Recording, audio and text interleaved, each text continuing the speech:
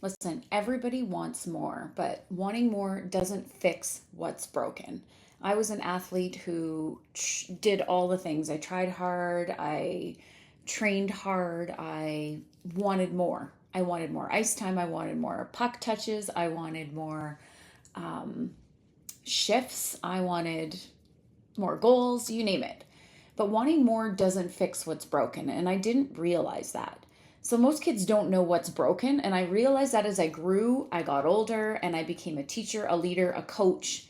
And now when I work with kids, that is my number one goal is to determine exactly what is broken and get them a system to fix it. And so that's what this is all about with Compete Code. It's like let's find your bottleneck and let's fix it. Now, a lot of parents, a lot of athletes, a lot of coaches maybe don't understand what I mean by bottleneck. Your bottleneck is the number one behavior that is breaking the system.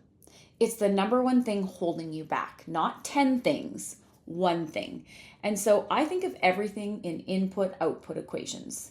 And that's because I help use that to help athletes figure out their high value input. And if they're not doing that high value input, they're not leveraging it and they're not tracking it and finding the proof, then they never really know if their output is an effect of their input. They don't know if they're coming out with an equal sign, a multiplication sign, a plus sign, or a negative sign even. And that's why I built the system Compete Code, and it teaches athletes how to diagnose their bottleneck, break it into these really tiny micro moments or parts that help you fix it. And then I teach them how to execute it in pressure moments inside of games. Then they track it, they see proof, repeat. It builds confidence because they see evidence that what they're doing is working. It builds consistency in the same reason and a system to unclog that bottleneck fast. So, I like to do drawings for this. So a bottleneck is this part right here. Right here, that's your bottleneck. And that part is the tiny part is like the traffic jam. And if you unclog that, everything else flows free. And so that's what Compete Code does. It teaches you how to fix that part of the system. And then it teaches you how to compete under pressure, self-coach, and bounce back from setbacks.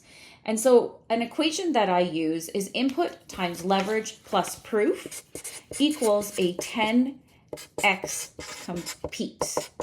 And why do I teach it through input output equations? Well, it's really important because let me just show you what it looks like right here.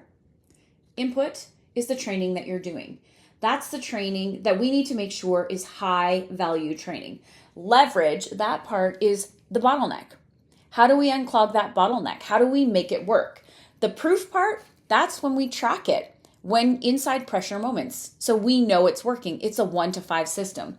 And then the 10x compete is your output. You want to 10x everything that you do. You want to multiply everything without having to do more volume of work that isn't working.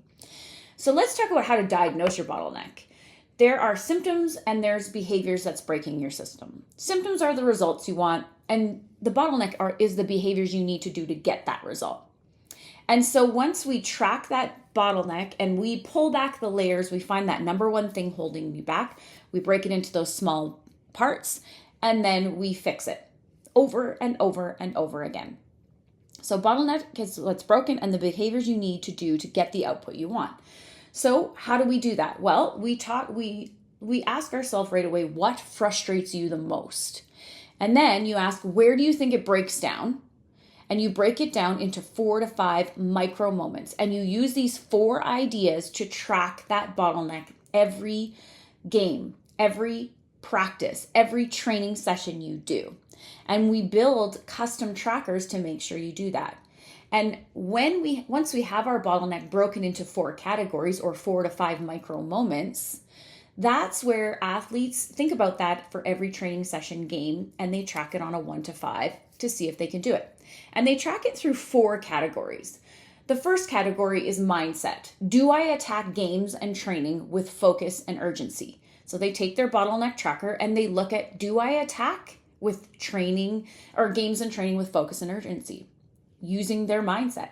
The next area that they really track in is skill. Am I wasting reps or repping the right skill with game speed intensity? Next is game. Am I applying it under pressure inside the game or just in training? And then proof. Can I prove I'm improving, or am I just guessing? What evidence do I have that my input is I'm leveraging my input to get actual 10x results? So let me give you an example of this. I have an athlete, and I'm going to show you the tracker. You can kind of see it here. And I always have I have a link to a free bottleneck diagnosis and tracker, and it gives you examples of how athletes use these trackers. Now, what it is this athlete, for when we were diagnosing her bottleneck, we were saying, okay, what is the number one thing that's frustrating you? And she said, well, I want more puck touches. Okay, well, that's a symptom. That's the result you want. But what is the behavior that is causing you not to get puck touches? And so we looked at film. We looked at her skill training. We looked at, the coaching that she was getting. And what we found out was, after we peeled back the layers, the number one problem, or the number one reason, the number one thing stopping her, was that she was not touching the puck because she was coasting away from the puck. She wasn't moving her feet when she didn't have the puck, so the opportunities to touch the puck were not as frequent as she wanted them to be. So we have our bottleneck, coasting away from the puck. Then we broke it into 5 parts. We broke it into 5 little tiny micro moments so that we could win that moment that she used to lose. So the first micro moment, the tiny moment, was we moved our feet while receiving the pass. That's a behavior she needs to do every game, every training session, every mindset, and she needs to show proof of it. So you can see how those 4 areas work: mindset, skill, game, and proof. And so that's the one moment. The next moment is she took 3 hard strides after every pass. She was receiving the pass but standing around. Now she was hyper focused on taking 3 hard strides after every pass she passed it up. She caught up to the play. Next, she supported the puck carrier within 1 to 3 stick lengths. She needed to make sure she was 1 to 3 stick lengths away from the puck carrier at all times. Of course, there's moments where she stretched, but she was already doing that part. It was in those moments we needed to focus on. Next, she got to the net early for rebounds. No trailing so far behind she missed a scoring chance or a rebound. And so what was happening was she was trailing so far behind. So now she's focused on that 1 to 3 stick length, and she's focused on getting to the net earlier rather than trailing so far. Sure, she could trail, but not that far. And the last one was called for the puck while feet were moving. So what she was doing was she was stretching, but she wasn't moving her feet. So she's calling for that open pass, racing into it with open speed. And all of those behaviors will fix the bottleneck of coasting away from the puck, moving her feet away from the puck, which will in turn give her the puck touches she wants. So she took that tracker, and it literally looks like this. And she took that tracker, and what she did was she tracked it on a 1 to 5. So did she move her feet while receiving the puck in her mindset, skill, game, and proof? Sure. She ended up with a 4-1 game. And she noticed she took 3 strides right after the puck touch, and she didn't glide. And she did it 6 out of 8 times. So she's really granular. She gave herself a 5 for taking 3 hard strides after every pass. And her evidence was she passed and sprinted. And she stayed involved in the rush 5 out of 5 times.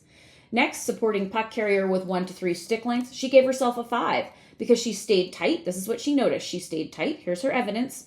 Created a 2-on-1 and got a pass back. So she gave me a specific moment of what she did and what happened. She got to the net early for rebounds. She gave herself a 5. She was first to the net for some rebounds. She was still trailing for others, and she caught 3 rebounds for a chance at a shot, scored, and she was even there for a screen at one time.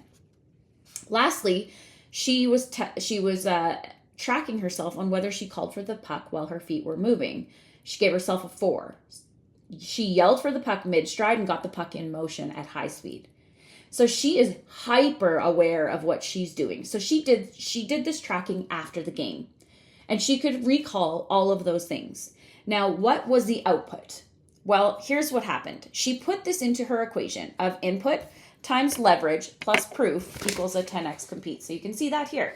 Now she put that into the equation. Her input, her training that she was doing, and the leverage was her bottleneck tracker. She had that tracker. She had those moments so she could leverage that every time she trained. But the problem was before she didn't have that. She had input, but low leverage because she wasn't fixing the real issue. And she had no proof. Now she had proof. And so once we fixed that bottleneck, we added the leverage, we added the tracking to the input she was already doing. She moved more without the puck. She got more goals. She got open more. She got more puck touches, which is what she wanted. And she gained confidence. And she moved from the second line to the first line. Now, confidence came from the proof, not from the hope, not from trying to fix everything at one time. So what you need to do is you need to diagnose the number one thing holding you back. You need to break it into small parts, and you need to apply it to the training that you're already doing and the games that you're already playing. And then you need to track it. And that's where your confidence and your proof is going to come through. So I'm going to end this podcast, or this, I shouldn't say podcast, it's a YouTube. I'm going to end it with a parable, a story. And if you know The Amazing Race, it puts compete code kind of into a different arena than just hockey or sport. So in one season of The Amazing Race, there was a couple who wasn't the fastest, they weren't the smartest, and they didn't know the local languages, and yet they kept winning leg after leg. Why? Well, every time they landed in a new country while the other teams sprinted off the plane, the couple did one thing first. They stopped, they looked around, and they found a local.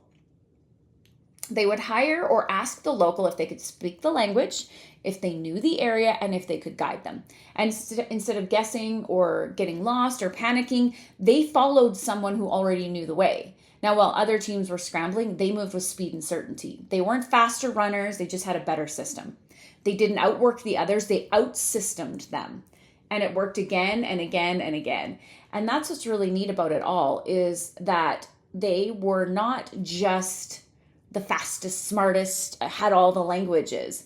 They didn't guess, they didn't panic. They would follow someone who already knew their way, and while other teams were scrambling, they moved with that speed and certainty. So they didn't outwork them, they outleveraged them, and it worked. And they were playing that leverage game. So the people who win aren't the ones who try the hardest. They're the ones who build the systems that unclog the bottlenecks quicker, so everything else flows faster. So why do I tell you this story? Well, Compete Code could be your guide to help you be more strategic. Because the story that I use for Compete Code isn't to get you to the NHL. It's to get you to engineer your way into success in the life arena and the sport arena. Using speed via strategy, not effort. Using leverage by borrowing knowledge and not building it from scratch. And then thinking about how most people default to hustle. Well, we're not going to do that. We're not going to always default to hustle. We're going to learn how to get more to what we put in. And so most people defaulting to hustle forget that they also need to engineer their wins. They need to leverage and strategize their way into getting more out of what they put in. And that's how Compete Code works. That's how the equation works. And that's how it will make you increase the likelihood of success in life and in sport.